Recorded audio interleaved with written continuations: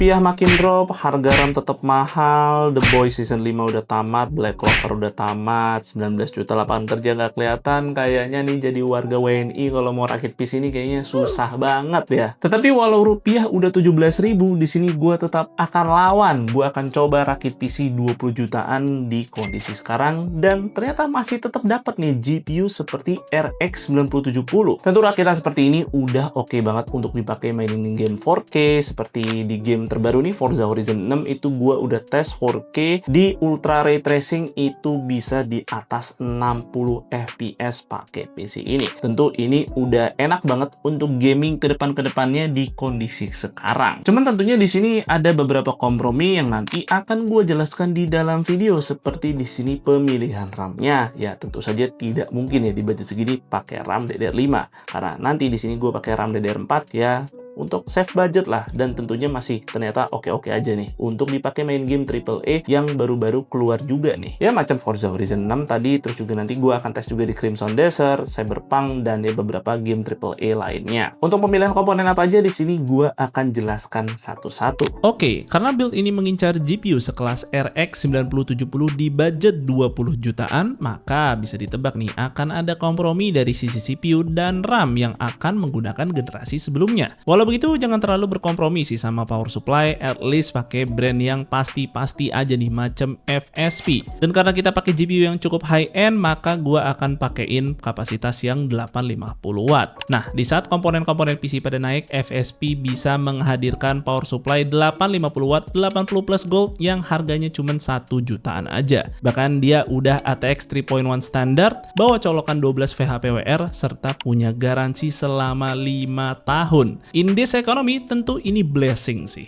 Jadi PSU ini merupakan tipe VIC GD yang mana ini ditargetkan jadi power supply yang lebih terjangkau lagi dari seri Vita mereka, yang sebetulnya itu seri udah murah sih, tapi ini lebih murah lagi. Dan nama GD berarti itu Gold dan Direct. Punya rating 80 plus gold dan pakai direct cable alias non-modular. Walau kabelnya sih nggak bisa dilepas pasang, fisiknya sendiri udah emboss atau braided sehingga ini lebih fleksibel untuk ditekuk-tekuk yang tentu akan mempermudah cable management. Cuman sayangnya memang untuk kapasitor utama tidak menggunakan kapasitor Jepang, bahkan tidak dijelaskan merek apa yang digunakan pada webnya. Ya besar kemungkinan sih ini pakai kapasitor China atau Taiwan. Ya cukup wajar mengingat harganya, apalagi masih dikasih garansi 5 tahun. Kemudian masuk ke pemilihan CPU, dimana gue di sini pilih Core i5 14400F karena di budget 2 jutaan bisa dapat CPU 10 core 16 thread yang secara performa masih bisa bersaing dengan CPU sekelas 5700X jika kalian incer build DDR4. Dan motherboard sendiri gue akan pakai B760 dengan slot RAM DDR4 yang mana ini dari Colorful. Dan walau masih jalan di DDR4, slot GPU-nya udah di PCIe 5 serta punya 3 slot NVMe Gen 4 full speed. Jadi bakal nggak terlalu ketinggalan banget nih PC-nya. Bahkan motherboardnya juga membawa chip Wi-Fi 7. Sebuah inovasi yang menarik di tengah krisis harga RAM yang lagi mahal-mahalnya. Cuman sayang aja belum ada harga resminya, jadi gue pakai patokan harga dari motherboard Colorful lain yang speknya mirip-mirip. Dan karena RAM tak kunjung turun, maka gue pakai RAM 16GB DDR4 yang masih bisa cukup lah untuk sekedar gaming in this economy. Nah, karena tadi motherboardnya udah support NVMe Gen 4, di sini gue juga sekalian aja pakai SSD NVMe Gen 4 karena harganya ternyata itu sama aja nih kayak NVMe Gen 3. Jadi kayak nanggung nggak sih kalau pakai Gen 3. Nah, karena CPU yang dipakai juga tidak terlalu demanding dari sisi TDP, maka penggunaan cooler single tower sudah sangat cukup. Yang di sini gue juga pakai dari FSP yang ternyata mereka juga punya nih produk cooling yang harganya pun sangat terjangkau banget nih. Desainnya sendiri full black tanpa ada RGB, heat pipe-nya pun udah 4 buah dan instalasinya juga mudah terlepas dari pakai soket CPU apa karena mostly prosesnya itu mirip-mirip. Dan ini entah bocoran atau apa, CPU cooler ini tertulis sudah siap untuk mendukung soket Intel LGA 1954 yang buat kalian ketinggalan info, menurut berbagai sumber ini merupakan soket CPU Intel generasi selanjutnya. Ya mungkin produsen-produsen cooler udah nyiapin dulu coolernya sebelum CPU-nya itu dirilis. Dan semua itu akan gua masukkan ke dalam case micro ATX dari Cooler Master yang bawa desain akuarium yang ukurannya masih cukup luas untuk memuat GPU triple fan. Temper gasnya sendiri bisa dilepas pasang baik yang side maupun front, yang tentu ini akan memudahkan proses perakitan. Pun di sini juga udah ada 3 fan bawaan yang ada RGB-nya juga. Dan ini juga udah daisy chain sehingga cukup nyolok satu kabel PWM dan 3 pin aja. And last but not least, GPU-nya pakai Radeon RX 9070 dari Asus Prime karena dia udah triple fan dan klaim garansinya brand Asus ini tuh gampang karena bisa dibawa ke service center kalau distributornya ini bikin ribet. Cuman memang di sini ada kenaikan harga nih dari GPU-nya sendiri yang bikin gua shock. Karena waktu gua bikin video ini dia tuh masih kisaran 11 sampai 12 jutaan. Tapi sekarang dia udah tembus di 13 jutaan lebih, which is kayaknya RTX 5070 is the better option karena harganya lebih murah. Cuman ya tetap sih di harga segini RX 9070 masih punya kelebihan karena VRAM-nya sendiri itu udah 16 GB. Sebab GPU di level ini tuh udah bisa diajak mainin game di resolusi 4K dengan lancar. Yang berikut beberapa hasil pengujian gamenya.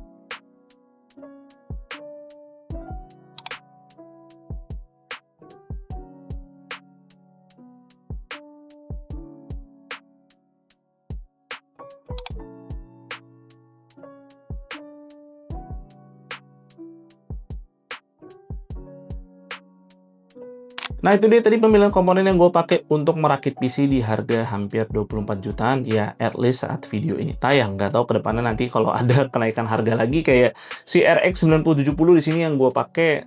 Sebelumnya nih waktu gue mau rakit PC ini tuh harganya masih 10 sampai 11 juta, sekarang udah 13 juta. Gue nggak tahu nih kenapa VGA ikutan naik gitu. Ya sebenarnya sih mungkin lebih enak ya pakai RTX 5070 yang gue lihat nih harganya masih stabil. Tapi walau begitu tentunya mau GPU-nya apapun, power supply-nya tetap harus yang pasti-pasti aja kayak si FSP VIC GD850 watt yang udah gue pakai di rakitan ini. Tentu mau pakai nanti GPU-nya ganti ke seri apapun itu tetap aman, jangan diirit-iritin ya. Udah tahu harga RAM nih udah mahal ya, gue tahu nanti semuanya dibikin apa tuh kompromi, semuanya diirit-iritin supaya dapat PC dengan spek yang mentok kanan. Tapi ya janganlah, power supply itu jangan disepelekan juga. At least untungnya dengan kondisi sekarang walaupun RAM naik, dolar naik, apapun naik, ini ada power supply yang bisa kasih spek cukup mumpuni di harga yang masih sangat-sangat terjangkau dan datang dari brand yang udah sepuh dan sangat ya udah profesional gitu di bidang power supply seperti FSP ini. Ini udah garansi 5 tahun. Cuman ya memang untuk rakit PC di 2026 ini tuh berat banget ya, karena ya serba naik dan ya mungkin kalau kalian memang maksa mau rakit tuh kayak harus pinter-pinter milih komponen apa supaya rakitnya itu nggak bengkak. Ya semoga kita masih diberi kesehatan lah untuk mencari rezeki supaya kita masih bisa rakit PC. Ya mungkin satu-satunya hiburan di kondisi sekarang saat ini adalah main game gitu kan ya, dan main game tanpa kompromi adalah paling terbaik punya PC gitu, pakai settingan apapun bisa gitu kan ya. Dan mungkin sih segitu aja untuk videonya kali ini. Semoga video ini bermanfaat buat kalian. Gue Fadil dari Sukaiti pamit undur diri. See you on the next video.